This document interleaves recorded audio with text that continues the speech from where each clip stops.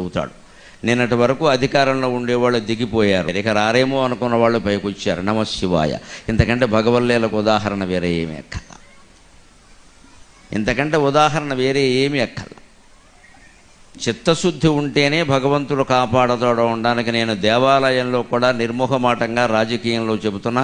చిత్తశుద్ధితో నాకు ఇచ్చిన సీట్లు చాలు, వాటిలో గెలిస్తే చాలు అన్న పవన్ కళ్యాణ్ 23 చోట్ల నెగ్గాడు. 23 చోట్ల నెగ్గాడు.